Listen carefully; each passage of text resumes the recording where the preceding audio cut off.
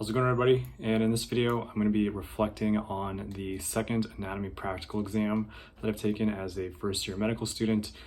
These are real practical exams with real cadavers, and so this has been something that I personally have been really struggling with, and I just wanted to share what I've been learning along the way to hopefully help other people who are struggling the way that I am. And so I actually met with our anatomy chair just to talk with him and ask him, like, what am I doing wrong here? Because I feel like I put in time, I put in a ton of effort and time, and I just don't get ROI in terms of points during these exams. And so the advice that he gave me that I'm going to share with you guys is that I think one of the biggest problems I've had in how I approach anatomy, coming at this as someone who has a background in engineering and none of this human anatomy stuff. And I think a lot of science majors are in the same boat too. If you're a microbiology major or a chemistry major, like, you've never really had to do this. And so there's just this huge learning curve of, like, how do you approach anatomy?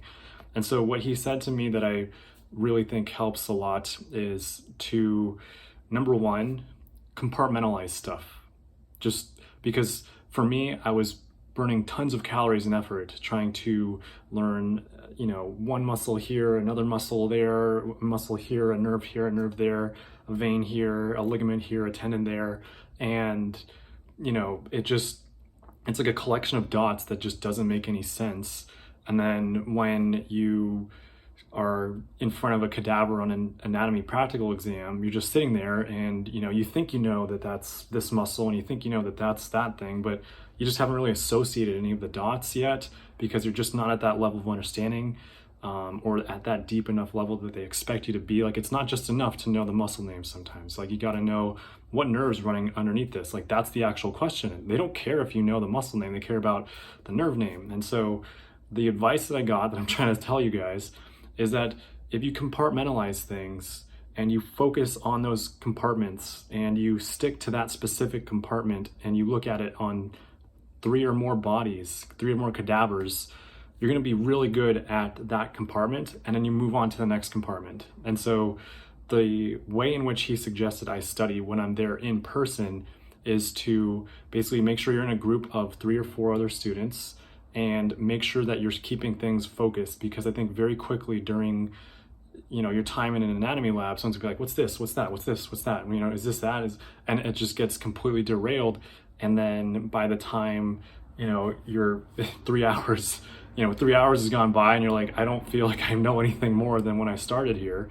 And it's, you might know some more trivia, but that's not really the point. Like, the point is that you came in there with a focus and an objective to learn the posterior compartment of the thigh, for instance, or the posterior compartment of the leg, or the lateral compartment of the leg, or the medial compartment of the thigh, or, you gotta go in there with the focus, and you have to have some structure behind it. Like, you have to know kind of a priori too, like what you're looking for, be able to identify it, and then repeat that on 3 or 4 different bodies to the point at which you begin to see that variation that exists between cadavers. Because when you're on an anatomy practical, you very well might be able to identify everything on your specific cadaver, but when you see it on another human being, it's going to look entirely different. And if you're not used to that variation, then you're just going to sit there flat-footed and you're not going to be able to get that point. And something that makes it really stressful for me is just this fact that so much of this is yes, no. It's you either got it or you don't get it. It's either full credit or no credit. If they tagged the tendon on semimembranosus and you write semimembranosus muscle, you don't get it. If you write semimembranosus and don't specify whether it's muscle or tendon, you don't get it. Like, you need to be very, very specific. You need to spell out the entire name of the muscle or the nerve or the artery. And so there's just a ton of pressure to be very specific and precise in your answers that you give on these anatomy practical exams that we're taking. And so it's been very, very stressful, I will say. But I think for me, I'm learning what styles work best for me.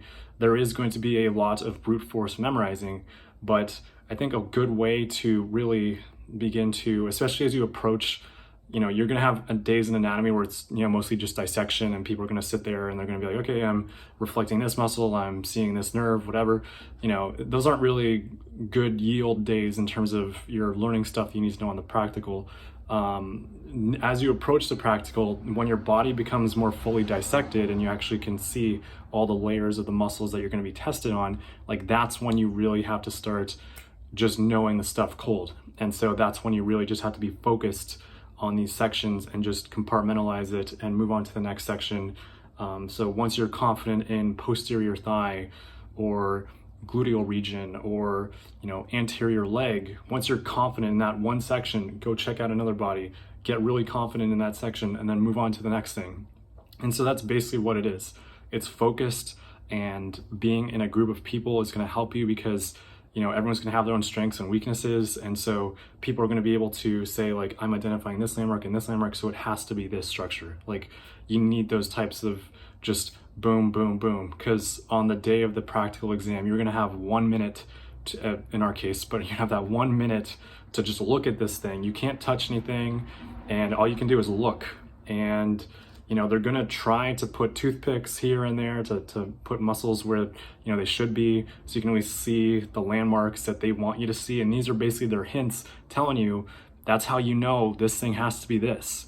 And if you don't know it, then that's going to be 0 credit. And so it really just comes down to getting comfortable with that. Another thing for me personally, coming at this as like a more of an engineering background, is like just being able to diagram stuff really quickly. And they've really made me scared of abbreviating things, but for me in my studying, I've found that like if I'm able to abbreviate stuff like abductor digiti minimi, just ABDM circle, that stands for like that structure in terms of when I'm taking notes on this stuff and I'm trying to figure out the relative locations of these things, anterior, posteriorly, lateral, medial, whatever, all these different orientations, like just being able to very quickly sketch this out.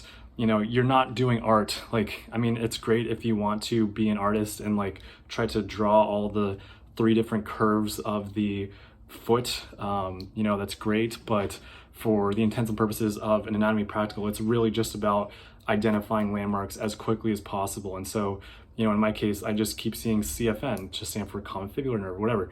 So, for me, that's what really, really has helped a lot. And so I have yet to see how I did. I basically failed the first one. Hopefully we passed the second one, fingers crossed. And now I'm gonna study for the next didactic exam, which is tomorrow, which is gonna be very interesting. So hoping out there's doing well, and please be safe. I'll talk to you guys next time.